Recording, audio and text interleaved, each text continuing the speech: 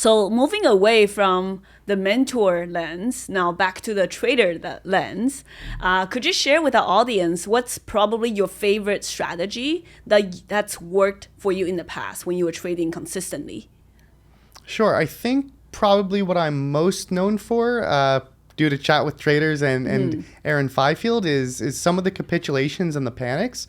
And I think part of what makes those so fun is just the adrenaline and the speed.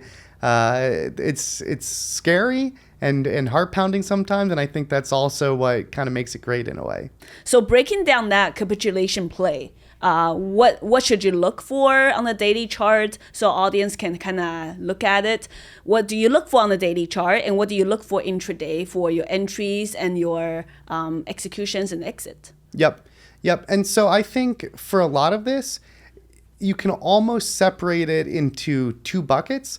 I want to find the stocks that were really, really, really steady, strong, or even exorbitantly strong that are then panicking.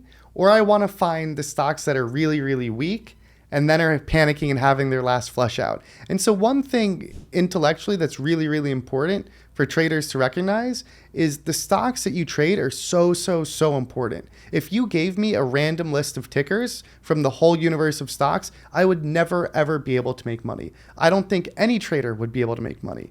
You're only able to find edge in very specific tickers in very specific situations. Yeah. Some of those tickers with edge, or what we call in-play stocks, that might be because of a fresh news catalyst. That might be because of they're a new ticker IPOing. It might be because of a technical pattern. It might be because of different order flows due to imbalances in quad witching or something.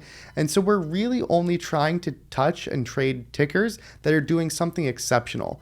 And so with these capitulation trades, I want to find like the top 5% of the strongest stocks that then out of nowhere tend to panic, or I want to find like the bottom 5% of the weakest stocks that are left for dead and no one wants to own anymore, and they're just being thrown out as unownable. And like one of the analogies I would give is last year, I think it was maybe like spring 22, Chinese stocks were getting wrecked. Alibaba was getting wrecked. Pinduoduo was getting wrecked. And I think it was the JP Morgan analyst that essentially created the bottom by coming out with the research report saying that Chinese stocks are uninvestable. And the second you start to hear that rhetoric, so these were companies that I think Alibaba touched 300 something at the highs less than a year earlier. And now it was being puked out at around $80 a share in under a year. And that is a mega cap company. And so what happens is that pendulum of say bullishness to bearishness, it was going so far bearish. Like again, for an analyst to come out and say these stocks are uninvestable, it's literally your job as an analyst to figure out what the value is and advise people on investing them, not just say throw them all out, that's garbage. So that just speaks to how crazy bad that sentiment is at the time.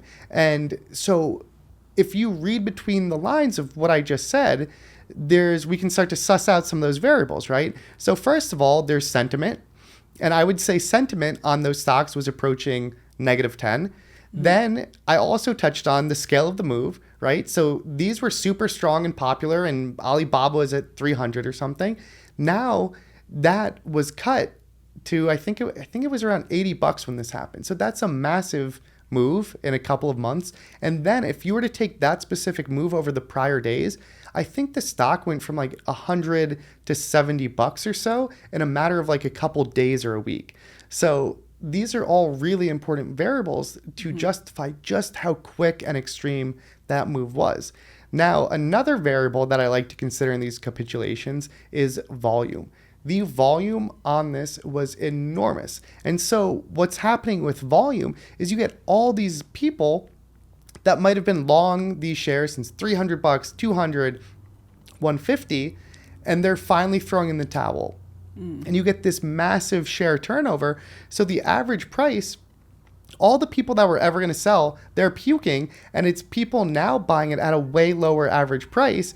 And all the people that were going to hold on forever, they're still holding. So now you have new people in this vacuum where everybody that was ever going to sell just panicked and sold. And you've got new money in, and that average price of the holder goes way, way down. And that's so often that dynamic that creates a bottom.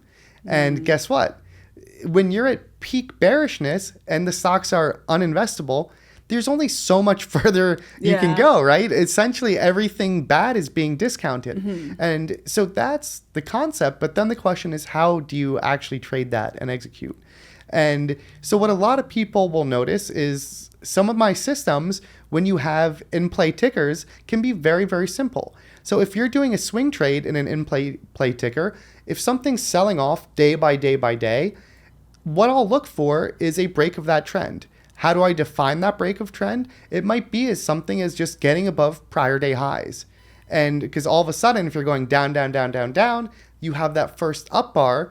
A lot of people are going to start to pile that on. And right when they do their end of day scans and they look over the charts, people are going to say, oh my God, like Alibaba has been down 5 days in a row. We just had a huge puke out, enormous volume. Now we close strong. And a lot of that is what creates that new feedback loop where it's people now saying, hey, maybe we put a turn in. And you're buying before all the confirmation and everything else. And so a lot of what I do is that concept on different time frames. So even if this was intraday, if some stock pukes out intraday, I'm going to be looking for that break of prior bar highs. Then I do a very simple stop, which is just a trailing stop of break of prior bar lows.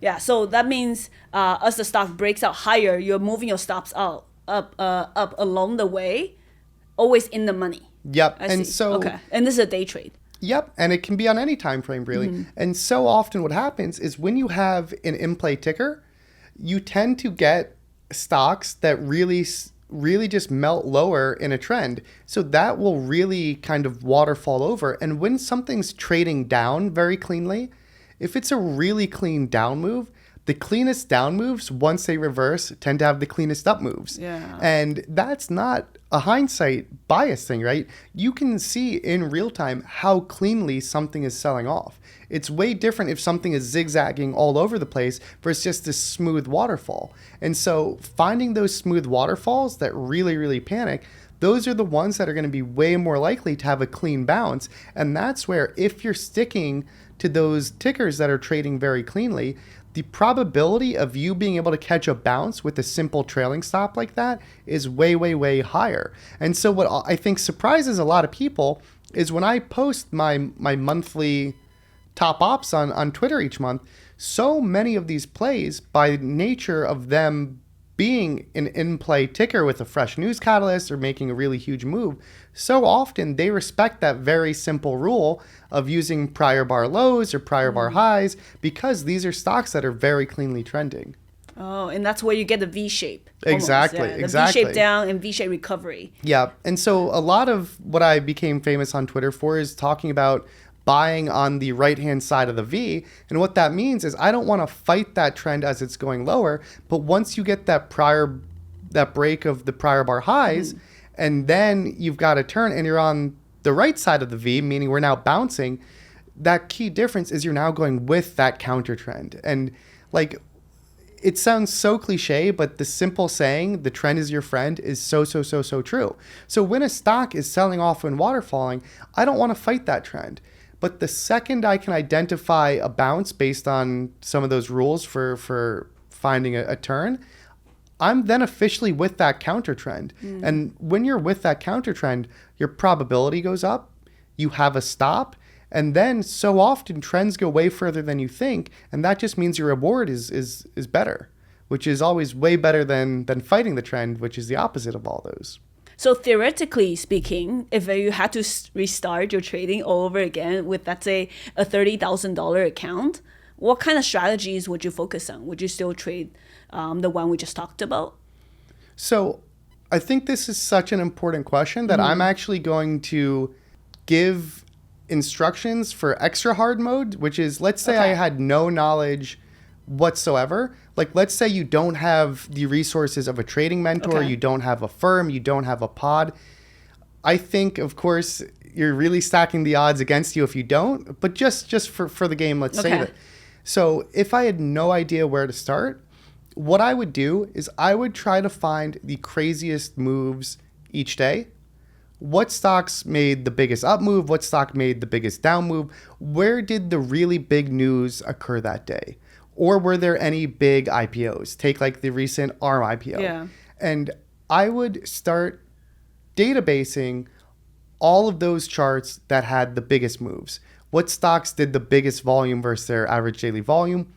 And just start to create a database and categorize them. Okay, this is my Evernote database for IPOs.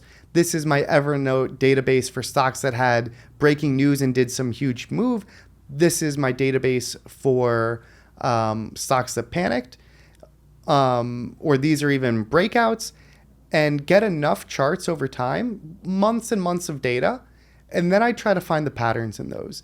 And what you're going to do is once you have those categories, if you have 100 hot IPO charts, you can start to say these are the themes. Okay, like if the stock holds the pricing, maybe they tend to go up. If they break the pricing, maybe they tend to go down. If a stock has super clear resistance and then it breaks it later in the day, it can make a really clean move. I think one thing for those, it had been so long since we had a hot IPO like this ARM. Yeah. And I think a lot of traders forgot that a lot of hot IPOs kind of settle down in the middle of the day, but they can really ramp up at around 2 p.m., break out and just go on a run. Mm-hmm. And it's been so long since we've seen that a lot of people weren't on top of their game, but that's exactly what the ARM IPO did. Yeah. And I think when you start to build these databases, you see these patterns and you see like, okay, this news headline came out and therefore a simple rule like, if good news, or if the stock goes up, I can be long and have my stop at the unaffected price. So if I'm long the news and it starts to go down, I get out. And you can start to build very, very simple rules like that. And so you can have your rules for trading IPOs. Mm-hmm. You can have your rules for trading breaking news. You can have your rules for trading capitulations. And you start to refine them based on all these hypotheses, right? And so I can say, what happens if my stop is in a capitulation? I'm going to hold the trade for 5 minutes. Totally random, but what if I just guess 5 minutes? And what you do is you start to go back and crunch the data. If I now have 100 capitulation charts, what does happen if I buy on the first up bar and then hold for 5 minutes? Okay, maybe the data turns out this output. But now I'm going to say, what happens on the biggest, most capitulatory moves where it's 3 standard deviations and 3 average daily ranges and huge volume capitulation? What does that do to the data set? And you essentially start to be this little data scientist with all these hypotheses. And so I would do a lot of reverse engineering that way and find out like what are the logical patterns that make sense. I would then start to pull on different variables. How does time of day matter? How does volume matter? Yeah. How does whether there's a news catalyst matter? And then I would just keep on refining. But yeah, I think the other thing I would advise is finding what trades are the easiest for you. I tend to think some of the easiest trades are the slower ones. It gives you more time to think. It gives you more time to game plan. There's some breaking news where it's coming, right? You might know about the AMC Ape court decision. You might know about the Grayscale Bitcoin ETF decision. And so then you might start specializing in what's the stuff, the headlines that I know is coming that I can really game plan. And those are slow. I can game plan for them. So that's going to be really, really powerful in the beginning. Much like I told you about like the little reversal trades. Okay, I know I want to look for little tech tickers that are weak, especially on quad witching. So then I can start to really focus on these little areas and repeat, and get data. So once they have all these data sets, do you still recommend these new traders how should they approach risk management? We talked about earlier that you recommend traders to use a little bit more risk on for 1 or 2 strategies they're good at. But what if they're just starting out? They don't have that, A+ playbook yet. How should they risk in the very beginning to get to that point? Yep. And so I would also say, big picture, you're touching on an important topic, which is one of the pitfalls of information out of context, is right? What might be true for one trader at a certain part of their career and their development is totally different for another trader at a different stage of their career, right? Yeah. And so if you're a new developing trader, what I would say is you might not need to be trading any sides whatsoever. The best place for you might be in a virtual account. And if you don't know the basics and if you don't have data yet that proves that you have edge, you probably don't need to be trading any money at all, or you can just trade one share. And you want to know what happens to most people when I tell them, hey, there's nothing wrong with trading one share. They say something like, but how are we going to make money? But how am I going to make money? And what happens is this magical thing called our ego takes over and it says, I can't make any money on one share. It doesn't matter that I don't have experience in this or that. I'm going to trade bigger. And that's how people take a loss, too big of a loss, and then they learn. But so what I would say is for a lot of people, sizing tends to be a much later skill only once you have a track record of positive expected value in that trade. So in the very beginning, you might not even need to be in virtual, just collect the data. Then you want to be in a paper account and trade it that way and make sure does it work in a paper account. Then, guess what? No one feels good doing it but the magic one share. There's nothing wrong with it. And it's so funny because I see traders of every skill level from beginner to elite.